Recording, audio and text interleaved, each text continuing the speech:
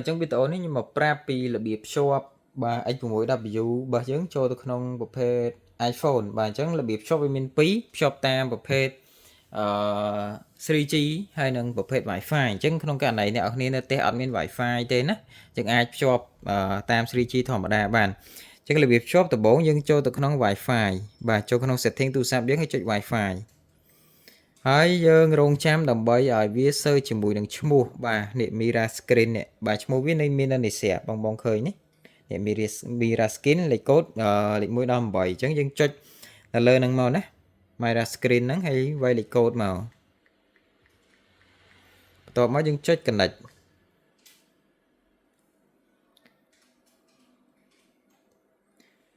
បាទចាំបន្តិចមកខ្ញុំសុំវាយម្ដងទៀតខ្លាចវាយខុសមិញអូខេវាយមកយើង Connect មកបាទនៅពេលដែលវាចេញសញ្ញាគ្រីសបែបហ្នឹងបាទន័យថាយើងភ្ជាប់ Wi-Fi ដុំនឹងហើយយើងគ្រាន់តែអូសពីលើចុះក្រោមហើយយើងចុចកន្លែងនេះបាទចុចកន្លែង Cache Screen ហ្នឹងមកហើយយើងចុចលើឈ្មោះហ្នឹងមក Mira Screen ហ្នឹងមកណាប៉ុណ្ណឹងគឺយើងអាចភ្ជាប់បានជោគជ័យទេឃើញបាទអញ្ចឹងយើងចង់មើលអីគឺយើងចុចទៅលើកម្មវិធីឬក៏វីដេអូដែលយើងចង់មើលអញ្ចឹងទៅបាទអញ្ចឹងរបៀបផ្ដាច់អូសពីលើចុះក្រោមចុចកន្លែងហ្នឹងដដែលហើយចុចផ្ដាច់វាមកណាបាទប៉ុណ្ណឹងទៅគឺយើងផ្ដាច់បានហើយអញ្ចឹងរបៀបភ្ជាប់ទី2គឺភ្ជាប់តាម Wi-Fi អ្នកគ្នាមាន Wi-Fi នៅផ្ទះអញ្ចឹងរបៀបភ្ជាប់ដំបូងគឺធ្វើដូចមុននឹងអញ្ចឹងយើងភ្ជាប់ Wi-Fi ដុំនឹងហើយក៏ប៉ុន្តែយើងអត់ទាន់ធ្វើការ Cache Screen ទៅទេអ្នកគ្នាត្រូវចុចទៅ Home សិនហើយយើងចូលទៅក្នុង Safari ណាបាទអញ្ចឹងខ្ញុំឲ្យអ្នកគ្នាមើលតិចនេះ Safari កម្មវិធីមួយនេះណាអញ្ចឹងពេលមកដល់នេះបងចុចអាក្រោមនេះកន្លែង search នៅខាងក្រោមបាទបើមាននៅខាងលើកុំចុចចុចនៅខាងក្រោមនេះបន្ទាប់មកយើងវាយលេខកូដបាទ 192.168.203.1បាទ1នេះវាយឲ្យដូចខ្ញុំមក 192.168.203.1 ហើយចុចបញ្ជូនមកអញ្ចឹងវានឹងមកដល់កន្លែង interface បែបនេះបងចុចរូប Wi-Fi នេះមក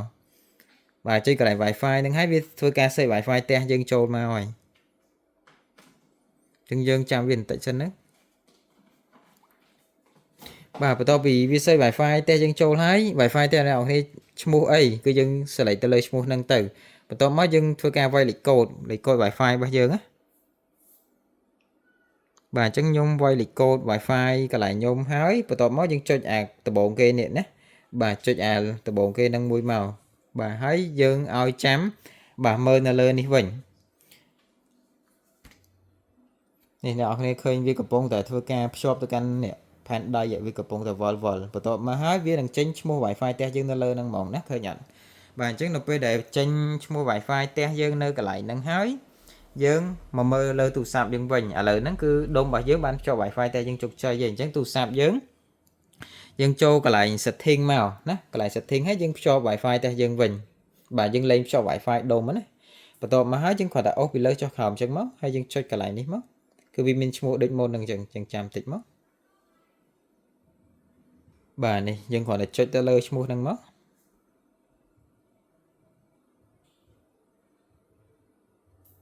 បាទយើងអាចភ្ជាប់បានធម្មតាអញ្ចឹងបងចង់ចាក់អីយើងចាក់ហ្នឹងទៅបាទចង់ចាក់ YouTube យើងចូល YouTube ទៅ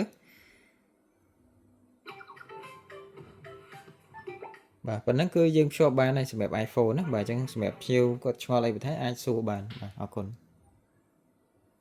មួយទៀតខ្ញុំភ្លេចប្រាប់ចង់បានធំប្តីទូរស័ព្ទបើវាឈរទូរស័ព្ទវាអត់ធំទេទៅតែប្តីចេះបានវាបានធំបើអ្នកគ្នាវាឈរទូរស័ព្ទគឺវាចេញមកវាឈរបែបហ្នឹងដែរណា